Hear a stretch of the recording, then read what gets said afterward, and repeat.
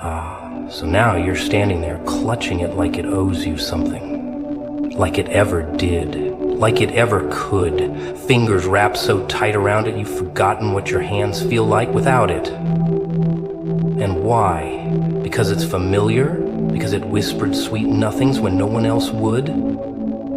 That thing, that memory, that mistake, that name, that habit, it's rotting in your grip and you still think holding on makes you strong. But maybe the real strength is in letting go before it eats you alive. Letting go. That old trick people preach but never play. Everyone loves the sound of freedom till it's their fingers being pried off the ledge. They tell you, move on, move forward, as if pain was a light switch, as if the ghosts in your closet politely pack their bags and walk out just because you whispered, I'm done. But no, it doesn't work like that, does it? Letting go isn't poetic. It's not beautiful. It's war. It's screaming in your own head while the world demands you smile. It's staring at the thing that once kept you warm and realizing it's the same thing setting you on fire. The truth is, most people don't let go. They just pretend they've moved on, hoping no one notices the limp in their soul. But here's the twist. Letting go is louder than holding on. Not in noise, no, in impact. Holding on is quiet. It festers in silence. You hold on through routine, through fake laughs, through sleepless nights no one knows about. It becomes part of you, doesn't it? Like a parasite whispering, don't drop me. We've been through too much. And so you keep it, feed it, dress it up in new justifications, pretend it's not poisoning you. But letting go, that's chaos. That's tearing the wallpaper off your mind, throwing the table across the room, laughing in the middle of your breakdown. That's real noise, real rebellion, not against the world, against your own damn chains.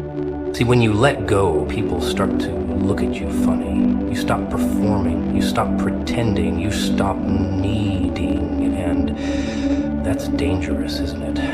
A person who doesn't need approval, who doesn't need to be understood, who doesn't need the past to explain their future, they're untouchable. You become unpredictable. And society, it doesn't like unpredictable. It likes routine. Predictability is safe. You, after you've let go, you're not safe anymore. Not to them, not to their lies, and maybe not even to yourself.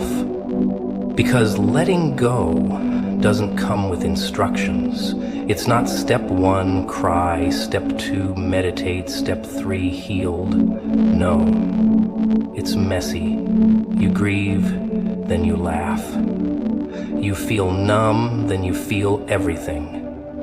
You say you're over it, then hear a song and realize it still owns real estate in your chest, and still you let go again, and again, and again. Every time it shows up at your door, dressed as nostalgia, you slam it. Every time it crawls into your dreams, wearing yesterday's smile, you wake up and choose war. Every time it begs, you don't negotiate. You burn the bridge before it finishes the sentence. Letting go is destruction. It's demolition of the identity you built around pain. You spent years becoming the version of yourself that could survive it. And now you have to kill that version to become something else, something lighter, something freer. And that's terrifying. Because what are you without the hurt you've rehearsed? What are you without the victim story you've perfected in the mirror? You're new, and new is scary. But guess what? Holding on is scarier, because that's not life. That's not growth. That's just slow death with pretty filters. People think strength is about holding on. But anyone can cling to a sinking ship. Anyone can tie themselves to a toxic anchor and call it loyalty. Real strength, it's cutting the rope. Even if you don't know how to swim, even if everyone says you're crazy, even if a part of you still loves the thing that's killing you, that's volume. That's what shakes foundations. That's what flips the script on suffering. You don't whisper your way out of pain. You scream. You bleed. You rip the damn script in half and write your own ending in permanent ink. Letting go is betrayal. To your comfort zone, to your patterns, to the people who only know how to love your broken pieces. But oh, what a beautiful betrayal. Because it's the kind that sets you free. The kind that makes noise. The kind that says, I'm not your prisoner anymore. And once you taste that noise, once you realize how loud your silence used to be, you'll never go back to the quiet life of pretending you're okay when you're not. You'll light the match, watch it all burn, and finally hear yourself breathe without the weight of what you refuse to drop. You ever notice how people cling to things just because they're familiar, not because they're good, not because they make sense, just because they've been there long enough to convince you they belong? Like a squatter in your mind, rent-free, turning the lights off, drawing the curtains, whispering, shh, don't change a thing. And people listen. They sit there in their own emotional rubble, thinking, maybe tomorrow it'll feel better. But tomorrow's a liar? And the squatters? Oh, they love squatters. Pain loves routine. It thrives on your ability to keep it alive with old stories and tired excuses. You keep that number saved even though you never call. You keep those memories boxed up, labeled just in case. You scroll through people who forgot you existed just to remind yourself you used to matter. Ha, what a trick. What a joke. But it's not funny, is it? It's pathetic. It's tragic. Because deep down you know, if it was meant to be in your life, it wouldn't make you question your worth. It wouldn't make you shrink just to stay close. But still, you hold on. You call it faith, but really, it's fear in a nice outfit. You were told to throw it, whatever it is, that thing, that habit, that relationship, that fake version of yourself you only wear in public because the real you scares people. Throw it, but no, you hesitate because throwing it means becoming someone new. And becoming someone new means killing who you were. That's the real horror story. That's the thing no one warns you about. Growth isn't this beautiful glowing thing. It's brutal. It's bloody. It's crawling out of your own skin while pretending everything's fine. And yet, that's what you're asked to do. Throw it. Destroy it. Rip it out, even if your hands shake. Especially if your hands shake. People talk about miracles like they just fall from the sky, dressed in gold, singing songs. But sometimes the miracle is the trash bag, the goodbye text, the blocked number, the silent room. Sometimes the miracle is an addition, it's subtraction. But subtraction hurts, doesn't it? Because you think every part of your past deserves a monument. But not everything that walked with you was meant to stay. Some things were just shadows following your light. And now you're standing still, hoping they'll become real. But shadows don't stay when you face the sun. You have to throw it. Not because it's bad, but because it's over. And if you can't tell the difference, then that's why you're stuck. You ever tried throwing something with both hands full? Can't be done. You've got to drop something first. That's the exchange. You want peace? Drop chaos. You want truth? Throw away the lies you told yourself to sleep at night. You want a future? Let go of the ghost of your past wearing your face. But no one wants to drop the thing they bled for. No one wants to throw away the mask that got them through the crowd. But that's the cost. That's the fine print they don't tell you about when they sell you healing. You can't carry old and expect new. You can't speak life while dragging the corpse of what broke you. So throw it, all of it. The maybes, the almosts, the memories that feel sweet but sting like vinegar. Throw it, not because you hate it, but because it no longer feeds your becoming. Throw it not to forget, but to remember who you are without it. You're not obligated to be the same version of yourself that survived the storm. That was survival. This is resurrection. This is noise. This is rebellion against the whispers that tell you to hold on just a little longer. No, now. Do it now. Rip it off. Toss it in the fire. Watch it burn. Watch yourself rise from the ash of what you refused to carry one more step. People will say you've changed. Let them. People will say you're cold. Let them. People will say you're wrong. Let them. Because while they're building shrines to their suffering, you'll be building something else. A life. A new one. Not made from recycled pain, but fresh purpose.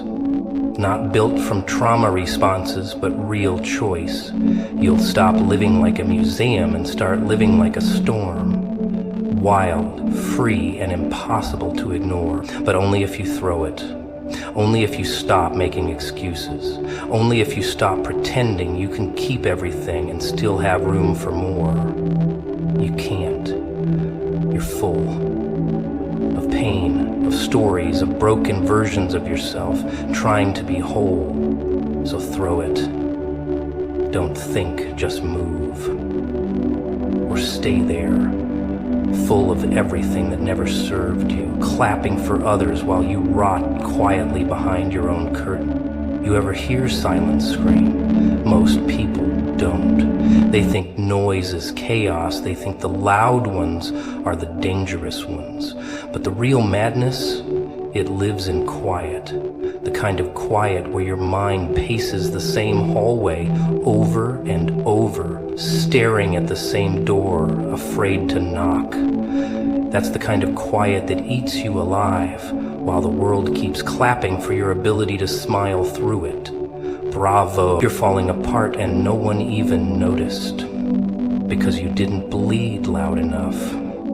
Because you wrapped your wounds in jokes, in small talk, in I'm fine, so well rehearsed it deserved an Oscar. And still, no one saw you. Funny, isn't it? You can be surrounded by 100 people and still feel like a ghost. You show up, play the part, hit your marks, and leave with pieces of yourself missing every single time. And what do they say? You're so strong, strong. No. You're just quiet. And people confuse silence with strength because they're too scared to ask the right questions. They don't want the truth. They want the performance. And when you stop performing, when you finally drop the act and show up with trembling hands and cracked words, they look at you like you've betrayed the script, like you've ruined the show. Because no one really wants to hear your pain. They just want you to be entertaining. So you go back into the role, back into the silence. But here's the twist. The silence starts to get louder. It starts mocking you, telling you stories about your worth, your value, your relevance. And since no one else is speaking life into you, guess who you start believing? The voice in the silence. The one that tells you you're nothing. The one that sounds like your own, but sharper, cooler. That voice doesn't lie. Oh no, it just tells the truth the way the world taught it to you. It recites every rejection, every failure, every time someone looked through you instead of at you. And now it's become your best friend. People talk about healing like it's this soft, candle-lit journey. It's not. It's rage. It's grief. It's sitting in the middle of your room, staring at the wall, wondering how you got here. It's pulling out your past like broken glass from an open wound, one shard at a time, and each time you remove one, another memory slips in, sharper, louder, but still, you stay silent, because silence is safe. It's familiar, it's the devil you know, and the world rewards you for it.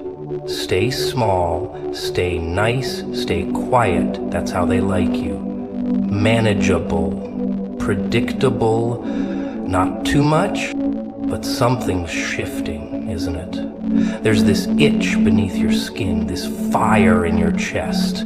Not rage, no, it's recognition. Recognition that you're more than what they handed you, that your silence was never consent. That being quiet doesn't mean you're okay. You've been screaming in your spirit for years, and now you're starting to hear yourself. That whisper that says maybe you were never meant to fit in. Maybe you were meant to stand up, shake the table, flip the script. Not for applause, not for pity, but because the silence has overstayed its welcome. And you've got stories that deserve to be heard. You've spent so long editing yourself, trimming the edges, softening the blow, making everyone else comfortable. But comfort is a cage, and you've been living in it, decorating it, calling it home, but it's not home, it's a cell. And the door's always been unlocked, you just forgot how to reach for the handle. Or maybe you thought no one would care if you left. But here's the thing, you're not leaving for them. You're leaving for you. Because the version of you that stays silent is dying. Slowly, painfully. And the version of you that's trying to live, that version is loud. It's raw. It's messy. But it's real. You've got to decide who wins. The silence that kept you safe, or the voice that will set you free. One of them has to die. And silence? Oh, silence is greedy. It doesn't just take your voice. It takes your dreams, your laughter, your madness. The good kind. The kind that makes you dance in your room like a lunatic at 2 a.m. just because you remember who the hell you are. That's what they're scared of. You unfiltered, you untamed, you loud. So don't wait for permission, don't wait for applause, don't wait for someone to say, speak now. This isn't a play. This is war. A war against everything that told you to sit down, shut up, and behave. So tear the silence apart, shatter it, burn it. Laugh in its face and say, you thought I'd stay hidden forever? Let them choke on your truth, let them tremble at your voice. You've been silent long enough. Time to change the soundtrack. You ever notice how the ones who suffer the most smile the widest? Not because life's a comedy, but because when you've been dragged through the dirt, when you've tasted the bottom, your teeth start to feel like the only weapon you've got left. A grin sharp enough to hide the scars, a chuckle to cover the cracks. That's the game, isn't it? You laugh before they do. You pretend it doesn't hurt so they don't smell the blood. Because if they do, they devour you. And still, you show up. You carry weight no one sees and walk like your bones aren't screaming. Not for sympathy. No, you gave up on that long ago. You do it because you know how this world works. Pain is currency. The more you've bled, the more you understand. People don't get rewarded for breaking. They get rewarded for pretending they're unbreakable. You ever see someone hold it together so tightly you wonder if they even remember what falling apart feels like? That's who they clap for. That's who they put on the posters. Not the real ones. Not the ones bleeding behind closed doors. The polished, the plastic, the pleasant. But deep down, there's this rage. Not the loud kind, no. The silent kind, the one that simmers in your chest when people say, "You're so strong," as if strength was ever a choice, as if you wouldn't trade it all just to be held instead of hailed, as if you didn't scream into pillows, bite your own tongue just to keep the peace. That's not strength, that's survival. There's a difference and you know it in your bones. So what happens when that quiet rage wakes up? When the one who's always swallowed their voice decides to spit it out like fire? The world shakes a little because you've been their mirror for so long. Shiny, silent, reflective. And when mirrors shatter, they don't just break, they cut. And oh, how beautiful the cut is. A little truth here, a little honesty there. Until the whole room's bleeding with you. They never saw it coming, that the one they overlooked would be the one to burn the blueprint. That the one always on the sidelines was never weak, just waiting. Waiting for the right moment to show what happens when silence turns savage. When the soft one stops asking for permission and starts kicking in the door. You know how it feels, don't you? To be the afterthought, the shadow, the backup plan, but the joke's on them, because what they called weakness was just potential wrapped in patience. You were never meant to blend in. You were just waiting for the moment the mask cracked, and now here it is, and it's delicious.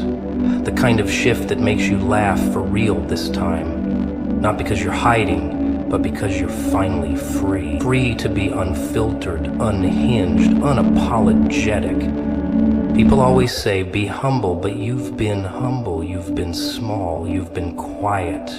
Now it's time to be undeniable, because you've seen what playing nice gets you. Overlooked, underestimated, forgotten. But fire doesn't apologize when it burns, neither should you.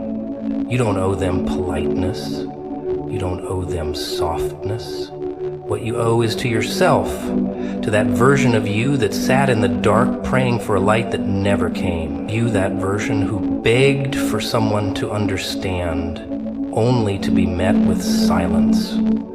It's your turn now, your turn to be loud, to be felt, to be feared. And don't let them gaslight you either. Don't let them call you bitter when they taste the truth in your voice. Let them choke on it. Because bitterness is just unprocessed betrayal. And you've been betrayed, haven't you? By friends, family, lovers, even yourself. But now you're awake. And once you wake up, you can't go back to sleep. Not really. Not after you've seen what's behind the curtain. Not after you've realized the hero you've been waiting for has your face. You were never too much. They were just too little to hold all that fire. You were never broken, just reshaped. Bent maybe, but not destroyed. And that pain, that pressure, it wasn't punishment. It was preparation. You're the weapon now. Forged in silence, sharpened in the dark, ready to cut through every lie you were ever told about your worth. Ready to stop asking and start taking. Ready to stop hiding and start showing them exactly what happens when the overlooked finally decide they've had enough. You know what's funny? People pray for the spotlight until it lands on them. Then suddenly they're squinting, sweating, mumbling something about not being ready. Oh, but they were begging for it, remember? Crying out for a chance, for a moment, for a stage. But when the curtain rises, the truth leaks out. They wanted the crown, not the weight. The praise, not the pressure. The applause, not the responsibility. But life doesn't hand out crowns for free. It makes you bleed for it, claw for it, go a little mad for it. And you're still standing, aren't you? They don't see the hours, the grind, the silence, all those nights where you convinced yourself just to take one more step, just one more breath. While they slept, you stayed awake, chasing shadows, wrestling doubt, arguing with voices no one else could hear. That's the part they skip when they tell your story. They'll say you were lucky. They'll say it was easy. They'll say it was destined. But you know better. It wasn't destiny, it was desperation. You didn't rise because you were chosen. You rose because you were cornered. Pressure like that, it either breaks you or builds you into something they don't know how to handle. Something sharp, something real, something dangerous. You stopped waiting for permission, stopped begging to be seen. You looked in the mirror and realized, you're not what they said you were. You're not weak. You're not lost. You're not too late. You're too damn powerful for the rooms they tried to contain you in. And now that you've tasted your own potential, nothing's ever going to satisfy you again. Not mediocrity, not silence, not shrinking to fit their comfort zones.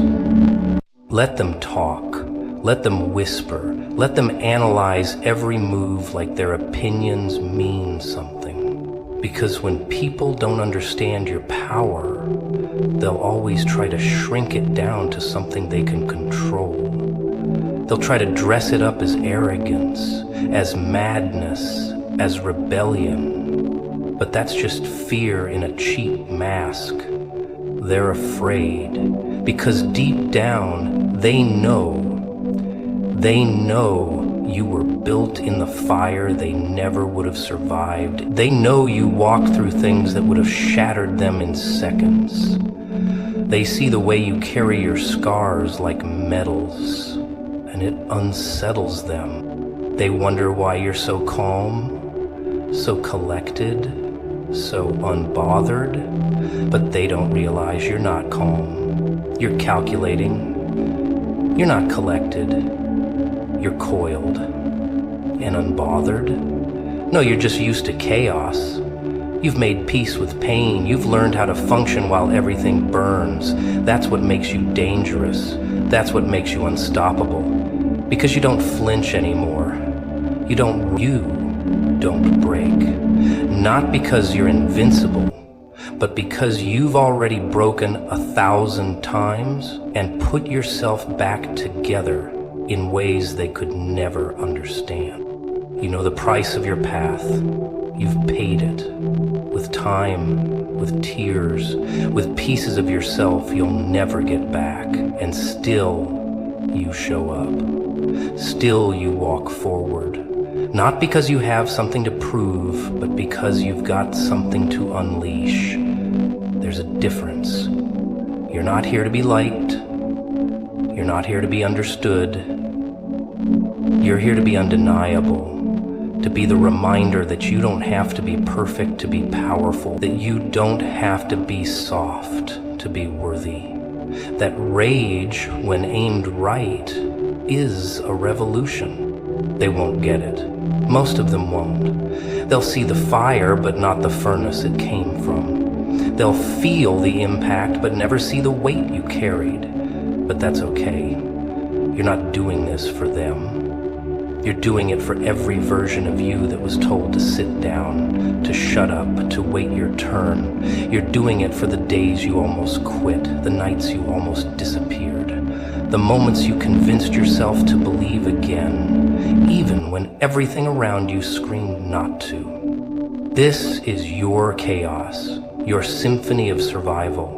your masterpiece of madness and meaning. You've rewritten the rules with your blood. You've burned the blueprint they handed you and built your own kingdom from the ashes. Let them stare. Let them wonder how you did it. Let them try to copy the shine without understanding the storm. They'll never know. They couldn't survive what you did. They couldn't walk where you walked. And that's what sets you apart.